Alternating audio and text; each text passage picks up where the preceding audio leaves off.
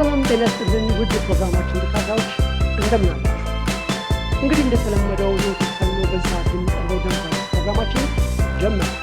እናንተም ተመልካቾች ከእኛ ጋር አብራችሁ እንድታደርጉ በዛ አጋጣሚ እንጋብዛለን። ዛሬ የምንወያየው ርዕሰ ጉዳይ እንግዲህ በአዲስ አበባ ከተማ ውስጥ የሚገኙ ቢሮዎችና ተቋማት በሙሉ በጽና ቀናት የሚያከናውኗቸው እቅዶች አሉ። ትግበራቸው ምን ይመስላል? ምን ስራዎች እያከናወኑ የሚሉት እያነሳን የምንወያየው ነው። ዛሬ ከእኛ ጋር በዚህ ርዕሰ ጉዳይ ላይ ቆይታ የሚያደርጉት የአዲስ አበባ ደንብ ማስከበር ባለስልጣን ዋና ስራ አስኪያጅ ሻለቃ ዘሪሁን ተፈራ አብረው ነው። ሻለቃ ፈቃደኛ ስለሆኑ እጅግ በጣም አመሰግናለሁ። እኔም ከልብ አመሰግናለሁ። ሻለቃ እንደዛ ዋና ርዕሰ ጉዳይ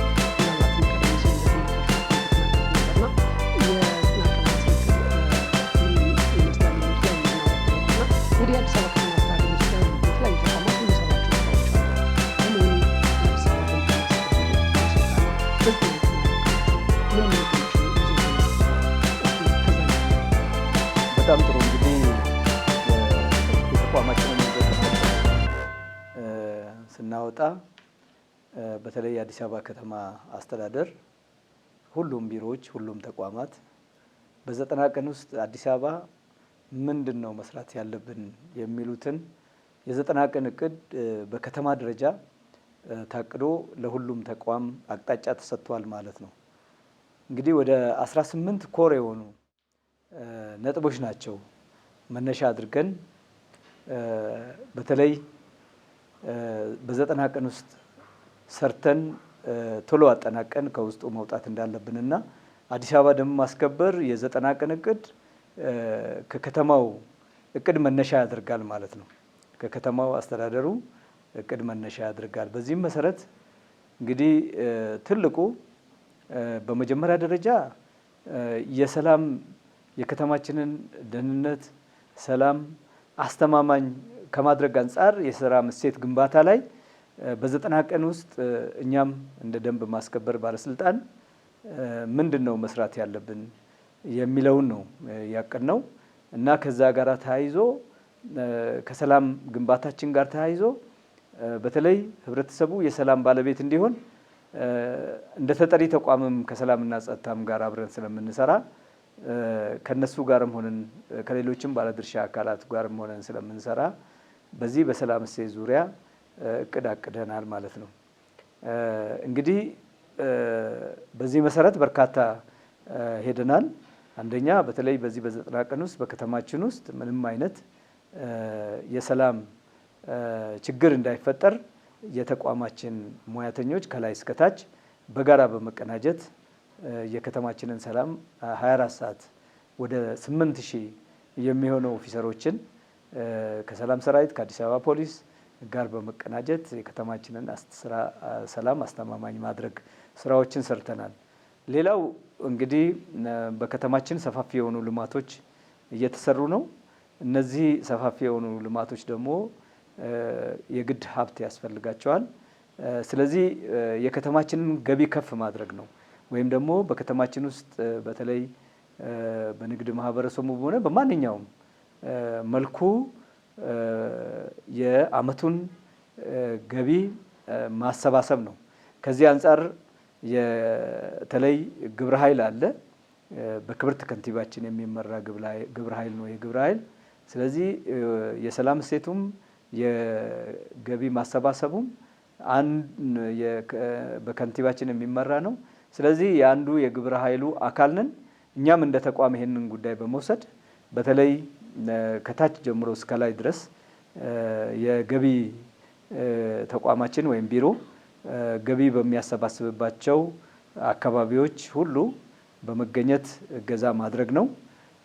በተለይ ግብር ያልገበሩ ነጋዴዎች መፈተሽ፣ ያለ ንግድ ፍቃድ የሚሰሩ ነጋዴዎች በደንብ ማየት፣ መከታተል፣ መቆጣጠር እና ደግሞ በተለያየ አቅጣጫ ከገቢዎች ቢሮና ከተቋም የሚሰጡ ተልእኮችን መፈጸም ነው። በዚህ ረገድ በጣም ውጤታማ ስራዎችን ከወረዳ ክፍለ ከተማም ጨምሮ እስከ ከተማ ድረስ ውጤታማ ስራዎችን ሰርተናል ማለት ነው።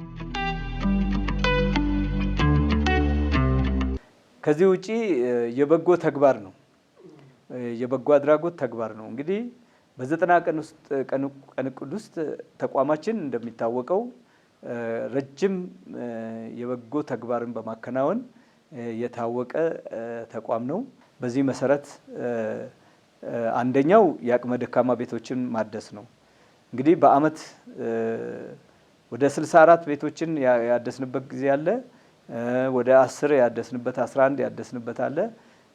አሁን በ2017 ዓመተ ምህረት 14 ቤቶችን አድሰናል ማለት ነው። ወደ 15 ሚሊዮን ብር የሚገመቱ ቤቶችን ሰርተን ለአቅመ ደካማ እናቶቻችን አባቶቻችን አሳልፈን ሰጥተናል፣ ማረፊያ ሆነናል ማለት ነው። በ90 ቀን እቅድም ውስጥ ተጨማሪ በከተማው በተሰጠው አቅጣጫ መሰረት 11 ቤቶችን መጨመር አለብን ብለን ለ11ዱም ክፍለ ከተማ ውስጥ አንዳንድ ቤት መሰራት አለበት ብለን እውነት በሚገርም መንገድ ተመርቆ ለሰራንላቸው ሰዎች እናስረክባለን ማለት ነው። ሌላ ከዛ ውጪ ደም ማካፈል ነው፣ ማጋራት ነው። እንግዲህ በተለይ የተጎዱ ወገኖቻችን በተለያየ አደጋም ይሆናል በተለያየ ሁኔታ ብቻ ደም ለሚያስፈልጋቸው ወገኖቻችን የደም እጥረት እንዳያጋጥም ከኢትዮጵያ ቀይ መስቀል ማህበር ጋር በመደራጀት በጣም በሚደነቅ ሁኔታ በ90 ቀን ውስጥ ወደ 1200 የሚገመቱ ኦፊሰሮቻችን ወደ 500 ዩኒት ደም ለግሰናል ማለት ነው። ከዚህ ውጪ በጠቅላይ ሚኒስትራችን የተጀመረው የአረንጓዴ አሻራም አለ ማለት ነው። በዚህ በአረንጓዴ አሻራ ወደ 16000 ችግኝ እንተክላለን ብለን ነበረ። በዚህ በ90 ቀን ውስጥ አቅደን የነበረው ማለት ነው። ወደ 17000 ችግኞችን እንደ ደንብ ማስከበር ባለስልጣን በየካ ክፍለ ከተማ ወረዳ 1 ፈረንሳይ የሚባል አካባቢ ላይ ተክለናል ማለት ነው። መትከል ብቻም ሳይሆን ወደፊትም እየተንከባከብን የተሻለ ደረጃ እንዲደርሱ የመንከባከብ ስራዎችንም እንሰራለን የሚል ከላይ እስከታች ተግባብተን የሄንበት ሁኔታ አለ ማለት ነው። ከዚህ ውጪ ህጻናቶች አሉን የምናሳድጋቸው እንደ ተቋም ከ67 እስከ 70 የሚሆኑ ህጻናቶች አሉን የምናሳድጋቸው።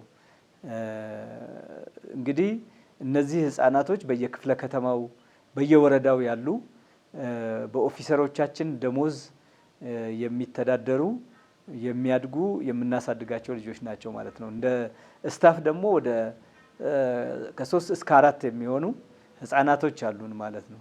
ስለዚህ እነዚህን ህጻናቶች በዚህ በ90 ቀን ውስጥ ደግሞ የሚያስፈልጋቸው ነገር አለ። አንደኛ ለትምህርት የሚዘጋጁበት ጊዜ ነው። አዳዲስ የዘመን መለወጫ እንደ ህጻናት ልብስ የሚለብሱበት ነው።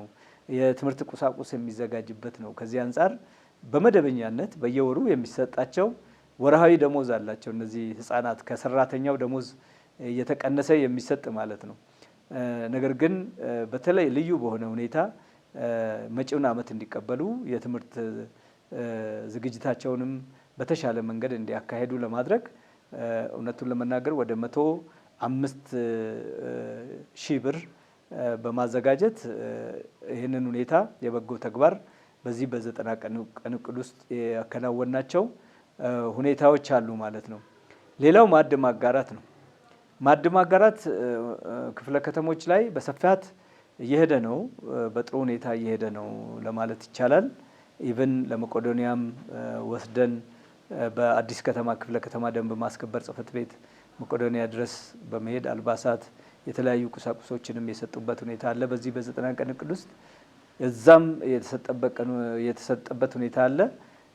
እንግዲህ እንደ ተቋምም ቢያንስ ከ500,000 በላይ በሚገመት ብር የተለያዩ ቁሳቁሶችን በማዘጋጀት በዚህ በ90 ቀን ውስጥ የማዕድ ማጋራት ስራዎችን ለማከናወን በእንቅስቃሴ ላይ ነን የምንገኘው ማለት ነው።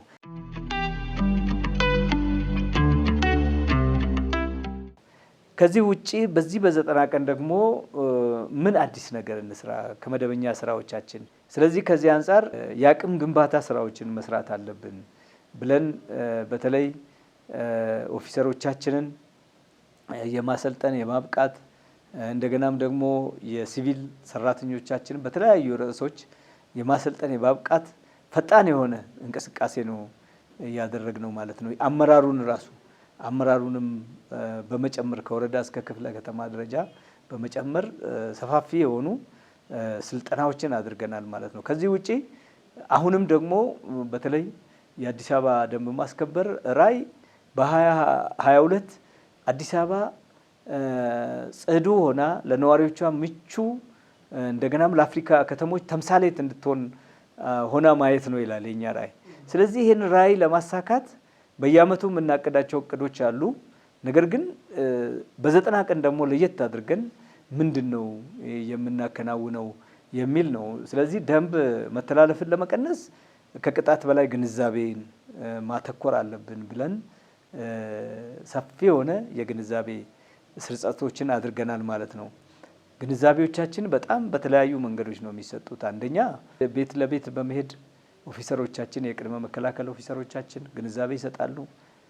በምን በአዋጅ በደንብ በመመሪያ በአሰራር እንደገና የደንብ መተላለፎችን መነሻ በማድረግ ከዚህ ውጪ በቡና ጠጦም የሚተገበሩ በብሎክ አደረጃጀት በህዝብ ንቅናቄ እውነቱን ለመናገር አሁን ከወረዳ እስከ ክፍለ ከተማን ጨምሮ በተቋም ደረጃ የህዝብ ንቅናቄ መድረኮችን በመፍጠር ህዝብና ተቋሙ በቅርብ ተገናኝቶ በጋራ በመሆን ያስቀመጥነው ራዕይ ለመተግበር በሚያስችል ደረጃ ሰፊ የሆነ ንቅናቄ ነው ያደረግነው ማለት ነው። እንግዲህ ከቁጥጥሩ መነሻ ስናደርግ ሰፋፊ የሆኑ እርምጃዎችን ወስደናል። እንግዲህ ከቁጥጥሮች አንጻር ስናይ አንዱ መሬት ነው። በተለይ መሬት በ90 ቀን ውስጥ በደንብ ተጠብቃ ነው ያለችው። የተወረረ መሬት የለም ማለት ነው። ከዚህ ውጪ የሚታዩ ህገወጥ ግንባታዎችን ቢኖሩ በአርሶ አደሩ ወይም ደግሞ በግለሰቡ በባለ ንብረቱ ሆኖ በተለይ የግንባታ ፈቃድን ሳይወስዱ ከዲዛይን ውጪ የከተማውን ስታንዳርድ ሳይጠብቁ በሚሰሩት ላይም እንደዚሁ ተመሳሳይ የሆነ ስራ የሰራንበት ከንግድ አንጻርም ከጎዳና ንግድ ከበረንዳ ንግድ የሚባሉና ህጋዊውን ነጋዴ በተለይ ተጽዕኖ የሚያሳድሩ አካላት ላይም በተመሳሳይ ሰፋፊና መጠነ ሰፊ የሆኑ እርምጃ የወሰንበት ነው። ከጽዳትም አንጻር እንደሚታወቀው በደንብ ቁጥር 167 በከተማችን ውስጥ ይሄ ደንብ አዋጅ መመሪያ ወጥቶ እየተሰራበት ነው ያለው። ስለዚህ ከተማችን ውብ ጽዱ እንድትሆን ከማድረግ አንጻር በዛ አዋጅ ላይ የተቀመጡትን ህጎችና ደንቦች ያለምንም ማሸራረፍ እንዲተረጎሙ ማድረግ ነው።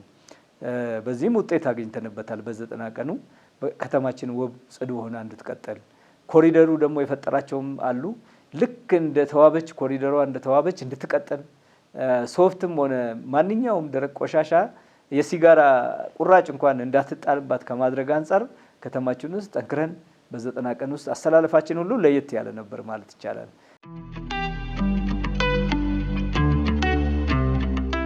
ከ90 ቀን እቅዱ ሌላው ያልገለጽኩልህ በ2017 አፈጻጸማችን ምን ነበረ? እንደገና 2018 እቅዳችንስ ምንድን ነው? በ2017 አፈጻጸማችን ውስጥ የተሻለ አፈጻጸም ያላቸው ዩኒቶች፣ የተሻለ አፈጻጸም ያላቸው ግለሰቦች፣ ሰራተኞች እነማን ናቸው የሚል የመለየት ስራም በዚህ በ90 ቀን ውስጥ ነበር ተይዞና ተሰጥቶንም የነበረው።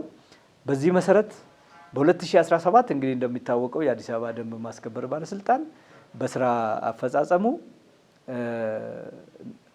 ካቢኔ ካሉት ተቋሞች አንደኛ በመሆን መኪና የተሸለመበት ነው ማለት ነው። ስለዚህ እንግዲህ እኛም በደረጃችን በ2017 በተቋማችን ይሄን ውጤት ስናመጣ ማን ምን ስለሰራ ነው የሚለውን ሁሉም ፈጻሚያችን ሁሉም ክፍለ ከተማችን የተሻለ ፐርፎርማንስ አላቸው። ግን ከዛ ውስጥ ደግሞ የተሻለ ማን ነው የሚለውን ከመለየት አንጻር ደግሞ የሚዘና ቲም በመመደብ በመላክ እንደገናም ደግሞ በተገኙ ውጤቶች መነሻ በማድረግ ሽልማት እውቅና የሰጠንበት ሁኔታዎች አሉ። በጣም በሚገርም ሁኔታ በከተማችን ውስጥ እንግዲህ እውቅና ሲሰጥ ለተቋም ለፈጻሚ ወይም ደግሞ የተሻለ ለፈጸሙ ክፍለ ከተሞች ወረዳዎች ሽልማት ሲሰጥ ወይ ለትልቁ ክርስቲያን ዋንጫ ነው። እንደገናም ደግሞ ከከፍ ካለ ደግሞ ኮምፒውተር ነው። እኛ ደግሞ ደንብ ማስከበር መኪና ነው የተሸለምነው። ለምንድን ነው ሞተር የማንሸልመው የሚል ራዕይ ሰነቅን። ይህንስ ሞተር ከመንግስት በጀት ውጪ እንዴት እናገኛለንም የሚል ሀሳብ አሰብን። ሀሳባችንን እንዴት እንፈጽመው የሚል በማናጅመንታችን ቁጭ ብለን ተነጋገርን። ስለዚህ በተለይ በደንብ ማስከበር ስራ ውስጥ ጉልህ ሚና ያላቸው ልማታዊ ባለሀብቶች እንዲያግዙን ጠየቅናቸው። ገዝተው ሰጡን። የገዙልንን ደግሞ ለአንደኛ ሁለተኛ ለሰጡ ወጡ ክፍለ ከተሞች ሞተር ሸለምን። እንደገናም ደግሞ ለወረዳዎችም በተመሳሳይ ወደ 14 ሞተሮችን ገዝተን ሸልመናል። ይሄ በጣም ጥሩ ነው። በከተማም ደረጃ በተመሳሳይ በከተማም ደረጃ ስል በዚህ በስታፍ ደረጃም በስታፉ ውስጥ የተሻለ አፈጻጸም ያላቸውን 1 2 3 የሆኑ ዳይሬክተር የስራ ዘርፎች ክፍሎች እንደገና ፈጻሚዎችን ቦንድ በመግዛት የአባይ ግድባችንን ቦንድ በመግዛት ቦንድ ነው የሸለምነው ማለት ነው። ይሄ እጅግ በጣም ትልቅ ስጦታ ነው። የ90 እቅዳችንን በተሻለ ሁኔታ የፈጸምንበት የተሰጠንን ልቅም አድርገን ሰርተን ልቅም አድርገን የምናስረክብበት ወቅት ላይ ነው የምንገኘው። የኦፊሰሮቹን አስተዋጽኦ ማንሳት እንዳለብን ተሰማኝ። አንደኛ ሀብት በማሰባሰብ ባለሀብቶችን በማነጋገር የሚሰሩ ስራ አለ። ከዛ ባሻገር ደግሞ በጉልበታቸው ጭምር አንደኛ ገንዘብ በማዋጣት ሁለተኛ ጉልበታቸውን ባሬል ላይ እየተሸከሙ ጭቃ እየለጠፉ የሚሰሩ አሉና እንደው በበጎ ተግባራት ስራ ላይ ደማቸውን ከመለገስ አረንጓዴ አሻራ ላይ ከመሳተፍ ባሻገር ደግሞ አቅመ ደካሞችን ቤት ከመስራት አኳያ የኦፊሰሮቹ ሚና እንዴት ይገለጻል? በጣም ጥሩ። እንግዲህ እንዳልኩኝ በርካታ ኦፊሰሮች አሉን። የነዚህ የኦፊሰሮቻችን ውለታ በጣም ከባድ ነው፣ እውነት ለመናገር ማለት ነው። ኦፊሰሮቻችን ዘርዘር አድርጌ ለመግለጽ እሞክራለሁ። ኦፊሰሮቻችን በተለይ ከጀመርነው አጀንዳ ጋር አያይዘን ስናገር አቅመ ደካማ ቤቶችን ስናድስ እንዳልኩኝ ካላቸው ደሞዝ በማዋጣት ነው። በሁለተኛ ደረጃ በጉልበት ነው። በሶስተኛ ደረጃ በእውቀታቸው ነው። ስለዚህ ቤቶችን በምናሰራበት ሰዓት ዲዛይኑን የሚያወጡ ራሳቸው ኦፊሰሮች ናቸው። ግንባታውን የሚያካሂዱት ኢንጂነሮች ናቸው፣ የተቋሙ ኦፊሰሮች ናቸው። ሁሉን ነገር ማለት ነው። ከማቴሪያል ውጭ ማቴሪያሉን ገንዘብ በማዋጣት ከዛ ውጪ ግንባታውን እስከ መጨረሻው የማከናወን ደግሞ በሙያ ነው። ድንጋይ የሚያቀርበው ድንጋዩን ብቻ በሙያ ነው። ብዙ እንዳልኩኝ ብዙ መሀንዲሶች ስላሉ ማለት ነው። ስለዚህ ለመስራት እና የበጎ ስራ ለመስራት እቅድ ማቀድ ብቻ ነው። እኛ እንደ ተቋም አቅጣጫ መስጠት ብቻ ነው። ፈጣን በሆነ መንገድ ነው መልስ የሚሰጠው። ስለዚህ ኦፊሰራችን በገንዘቡም በእውቀቱም በጉልበቱም ነው አቅመ ደካማ ወገኖቻችን እያገዘ ያለው ማለት ነው። በአጠቃላይ የደንብ ማስከበር ባለስልጣን ህዝባችን ለጫኝ አውራጅ በምንም አይነት ደስተኛ ሆኖ ለልማት እየተነሳ ባለበት ማውጣት የለበትም በሚል መነሻ ይህን ተግባር ያከናወንበት ነው። ይሄ ብቻም አይደለም፣ ልማቱ ፈጣን እንዲሆን በታለመለት ሰዓት እንዲደርስ ከማድረግ አንጻር ተረፈ ምርቶች እንግዲህ ቤት አሮጌ ቤት ሲፈርስ ምን አይነት ተረፈ ምርቶች እንዳሉ ይታወቃል። እነዛ ተረፈ ምርቶችን በሙሉ ደንብ ማስከበር ነበረ። እንግዲህ ከአፈር ውጪ ማለት ነው። ከአፈር ውጪ ያሉትን ተረፈ ምርቶችን የማንሳት አካባቢውን የማጽዳት ለልማቱ ምቹ ሁኔታን ከመፍጠር አንጻር ኦፊሰሮቻችን የተጫወቱት ሚና በጣም ትልቅ ነው። ከዚህ ውጪስ ልማቱ ለምቶ ኮሪደር ልማቱ ለምቶ ለህዝብ ክፍት በሆነበት ሰዓት በተለይ እንግዲህ ከመንገድ መሰረተ ልማት አንጻር ስናይ የሳይክል መንገዶች አሉ፣ የእግረኛ መንገዶች አሉ፣ የተሽከርካሪ መንገዶች አሉ። እንግዲህ እነዚህ መንገዶች ላይ በመጀመሪያ ኦፕን ተደርጎ ወደ ስራ ሲጀምር ትንሽ የመንገድ አጠቃቀም ላይ የግንዛቤ ችግር በህዝባችን ውስጥ ነበር ማለት ነው። ስለዚህ እያንዳንዷ መንገድ ላይ በመቆም ሳይክል በዚህ ነው የሚሄደው፣ እግረኛ በዚህ ነው የሚሄደው እያለ ግንዛቤ መስጠት ስራ ሰርተን አሁን ህዝባችን በጣም ቀለል ባለ ሁኔታ ሳይክሉን በራሱ የእግረኛ መንገድን በራሱ ተሽከርካሪን በራሱ ያንን ግንዛቤ በመስጠት እንደገናም ደግሞ አስተማሪ ቅጣት በመቅጣት ኦፊሰሮቻችን የተጫወቱት ሚና በጣም ልብ የሚነካ ጥሩ የተሻለ ስራ ሰርተዋል ማለት ይቻላል። ምናልባት እንደው ከዚህ ጋር ተያይዞ የሚነሳው የምሽት ንግድም አጀማመር ላይ የእነሱ ሚና በጣም ከፍተኛ እንደሆነ መግለጽ ይቻላል። ምክንያቱም ነጋዴዎች እስከ ምሽቱ እየሰሩ ራሳቸውም ተጠቃሚ ማህበረሰቡን ጠቃሚ እንዲሆኑ ከማድረግ አኳያ እየሰሩት ያለው ስራስ እንዴት ይገልጻል? እንግዲህ የምሽት ንግድ በከተማችን ውስጥ አስፈላጊ ነው። አዲስ አበባ በጣም ስማርት ሲቲ ነው። የቀጠናችን ትልቅ ከተማ ነው። የአፍሪካም ትልቁ ከተማ ነው። የዲፕሎማቶችም መቀመጫ ከተማ ነው። ስለዚህ ንግዱ ለምን እንዳደጉ ሀገሮች ምሽትም ለምን አይቀጥልም ብሎ ስራ አስፈጻሚ ቁጭ ብሎ ተወያይቶበት ለዚህ ለምሽት ስራውም የሚመች ደንብና ህጎች አውጥቶ ለህብረተሰቡ ተገልጿል ማለት ነው። እንግዲህ በዚህ ሂደት ውስጥ የደንብ ማስከበር ባለስልጣን ምንድን ነው ማድረግ ያለበት የሚለውን ነው። እንግዲህ እውነት ለመናገር ማለት ነው የንግድ ስራው ወደ ስራ በምንገባበት ሰዓት በርካታ ኃይላችንን እስከ 4 ሰዓት ነው። የምሽት ንግዱ እስከ 3 ተኩል ነው በህጉ የተቀመጠው። ደንብ ደግሞ እስከ ምሽቱ 4 ሰዓት ነው። እንግዲህ ኦፊሰሮቻችን በጣም ሩቅ አካባቢ የሚሄዱ የሚገቡም አሉ ማለት ነው። ስለዚህ ምንድነው ያደረግነው? ኦፊሰሮቻችን በጣም በተረጋጋ መንገድ የምሽት ንግዱን በተሻለ መንገድ እንዲያከናውኑት በየወረዳቸው ማደር እንዲችሉ ለነሱ ማደሪያ ቦታ ማዘጋጀት እና ምቹ ሁኔታን መፍጠር ስራ ነው የሰራ ነው ማለት ነው። ከዚህ አንጻር በጣም እውነቱን ለመናገር ከንግድ ቢሮ ጋር በመቀናጀት አንደኛ የምሽት ንግድ የሚሰራባቸው ዋና ዋና መንገዶች ስንት ናቸው፣ እነማን ናቸው መለየት። በሁለተኛ ደረጃ ደግሞ በዚህ በምሽት ንግድ የሚሰሩ ተቋማት የንግድ ተቋማት ስንት ናቸው መለየት። ስለዚህ በእያንዳንዱ ሱቅ ከ800 በላይ መስመሮች ተለይተዋል። ከ9,000 በላይ ሱቆች ተለይተዋል። በእያንዳንዱ ሱቅ በመሄድ የደንብ ማስከበር ባለስልጣን ግንዛቤ ይሰጥ ነበር ማለት ነው። የምሽት ንግድ ማለት ይሄ ነው። ጠቀሜታው ለነጋዴው ምንድን ነው? ጠቀሜታው ለሸማቹ ምንድን ነው? ይሄንን ግንዛቤ እያንዳንዱ ሱቅ ድረስ በመሄድ ምናልባት አዲስ ሚዲያም አንዱ ሰራዊታችን በመሆኑ አዲስ ሚዲያ በጣም ተከታትሎታል ከኛ ጋር በየምሽት ንግዱ እየሄደ በተለያዩ ክፍለ ከተሞች እየሄደ።